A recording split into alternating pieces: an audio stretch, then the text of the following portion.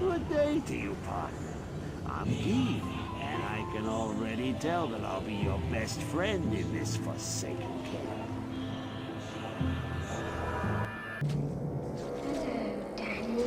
Hey guys, Wheat Solo here, aka the Skeleton King. This is an emergency update because something that we didn't think we could recreate live, we were able to recreate on live. And it appears that open wounds isn't stacking properly from pets. And like, if this isn't definitive, I don't know what is. And by the way, golems are really stupid, and yeah, that's the expression of a guy who just doesn't understand why it just can't do its job. This is basically like pollsters. You know, I don't know what they're doing because every year they say it's going to be so close or someone's going to lose. It never comes out the way they say. Must be nice to do your job wrong every fucking year and still get paid. Same with pundits. Oh, they think they're so smart. Anyways. So, the DPS with 5 Blood Golems attacking a 5 million HP dummy is going to be almost identical to the DPS of 2 Blood Golems attacking a 5 million HP dummy.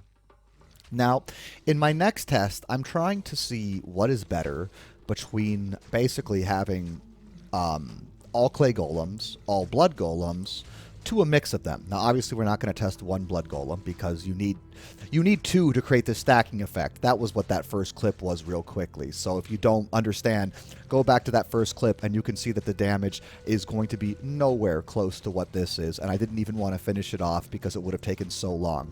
Basically, with 1 Blood Golem, it'll only stack 3 times. With 2, the open wounds will stack all 15 times. Same as with 5. It probably has to do with the game, like registering a new pet every time they switch attacks, basically. Okay, so then the idea is this. Is it best to have 3 clay, 2 blood, 2 clay, 3 blood, 1 clay, 4 blood, or 5 blood? Or 5 clay. Okay, you get what I'm saying? So this is skill point 20 golems against a 1 million primeval.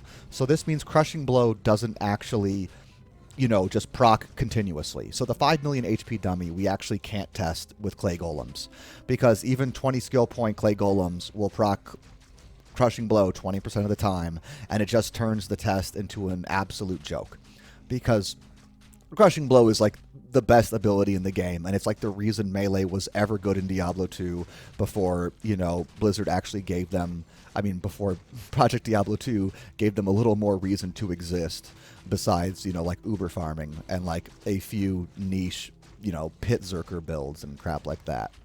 It's just hard to compete with a sorceress that can also do high single target damage thanks to static field and then AoE. So, what's interesting about having 5 clay is that it actually was the slowest of all of my 4 tests, right? And then the fastest was going to be 3 clay, 2 blood. Now, I do want to point something out, though, is that generally blood do higher single target DPS than clay now, which isn't crazy to understand.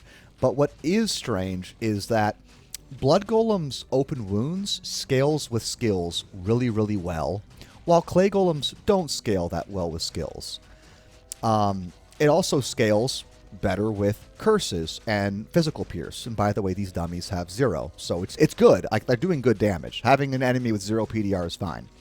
But although I would say it is conclusive that early on, having 3 clay, 2 blood is optimal DPS single target, and also clay are just better AoE, so you could just run that all the time, basically, you know, running Trav or whatever.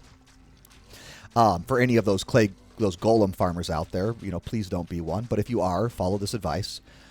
But as skill levels get better, it might turn into more bloods and less clays, especially when you're considering a primeval, because of the Crushing Blow diminishing returns that occurs so naturally. Anyways, I thought this was super interesting. Hope you guys learned something. Skelly King out. GG. Come play with us, Daddy.